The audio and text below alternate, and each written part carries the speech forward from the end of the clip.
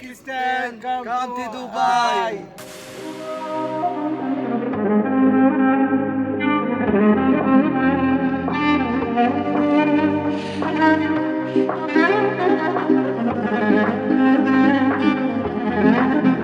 You say that money cannot buy happiness. Habibi, come to Dubai.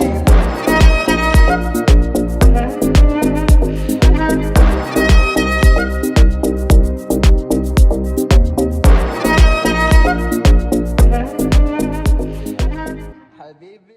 Barchaga assalomu alaykum. Dubayni an'anaviy safarisini his qilmoqchimisiz? Ketdik.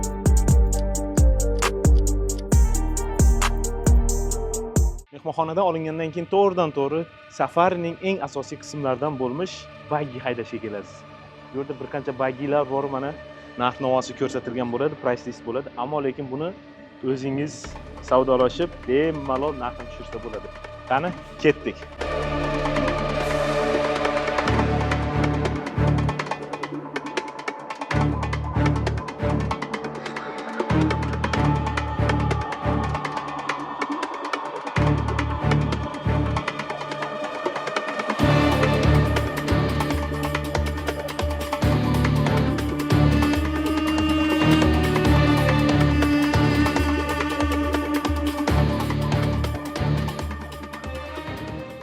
Safarimiz bor. Ertalab sahar soat 4 da oladigani, 8 da oladigan va quyoshni chiqishini ertalabdan ko'rishingiz uchun mehmonxonangizdan olib ketadilar va obeddan keyingi soat 3 da olib kecha soat 9 da yana mehmonxonangizga tashlab qo'yadigan tarif ham bu. Asosan bu tarifni ko'pchilik olishadi. O'rtacha narxi $25 dan boshlanadi. Bugun sizga oddiysi, VIP'si, very VIP va Platinum tariflarini ko'rsatamiz, xudo xohlasa. Yo'lga o'tib Platinum bo'lsa-ya.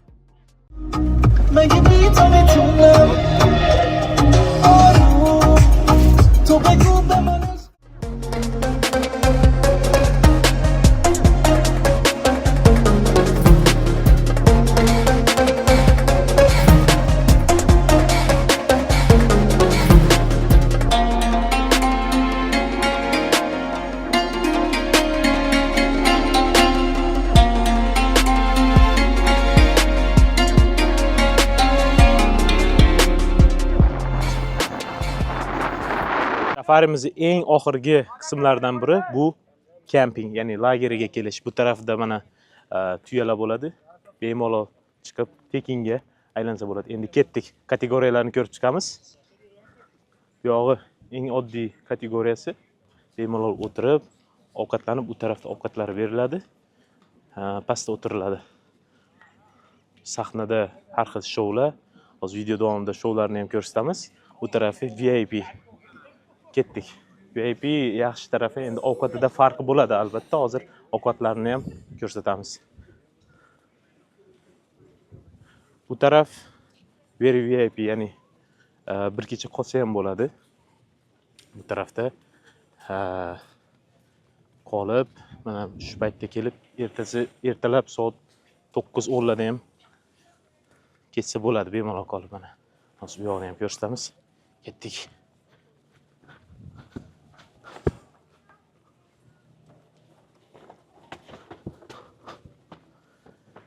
O'tirib mana tepadan shoularni ko'rib, asosan bu yosh kelin-kuyovlarga bo'lsa kerak-da. Mana dush, hammomi, hamma narsasi ichida. Endi bu mavsumga qarab narxi o'zgarib turadi. Ayni damda mavsum payti 650-700 dirham, deyarli $190 bir kechasi. Hamma narsasi ichida. Keyin bu tarafdan tepadan bemalol cho'lda sandboarding qila olmaganlar mana bu yerdan chiqib sandboarding qilish mumkin. Ketdik, bu tarafni ham ko'ramiz.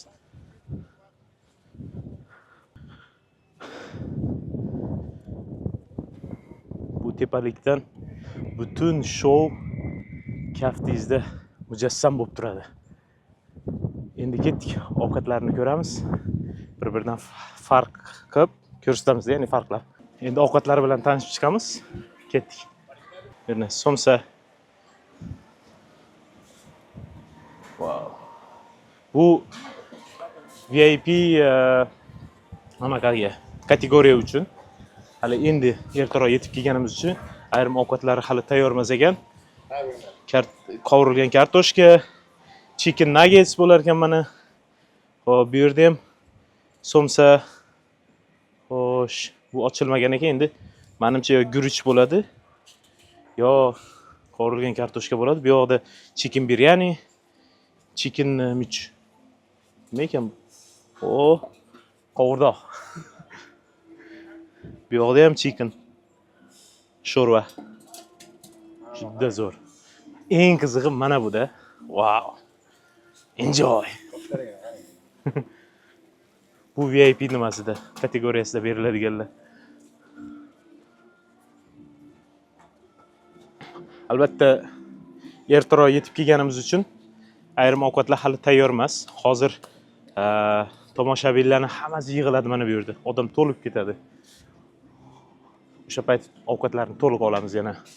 Soat 6:20 o'tdi, 7da boshlanadi. Hali 40 daqiqa bor. Albatta, oddiy kategoriyada ham, VIP kategoriyada ham kalyan bo'ladi, lekin o'zini maxsus chekish joylarida bo'ladi mana. Ya'ni bu bepul. Agar pullik xohlasalar, bu yoqdan zakaz qilishlari mumkin, ya'ni buyurib, buyurtma asosida oldirishlari mumkin. Bularning ham ovqatlari tayyor emas ekan. Menimcha saldan keyin kelib olamiz. Ketdik. Hammasi tayyor emas shekilli hali. Yo'q, tayyor ekan. Mana. O, normal. Yomon emas. Endi ovqatlarni ozgina achchiq demasak, bular endi arablar azaldan achchiq yeydi. Guruch. Anacha bular ham bir xil. Farqi faqat VIP va oddiy kategoriyaning farqi o'tiradigan joyda mana hamma bunday pastda o'tiriladi. VIPda stul va ovqatlarda ko'proq go'shtli mahsulotlar ishlatishadi.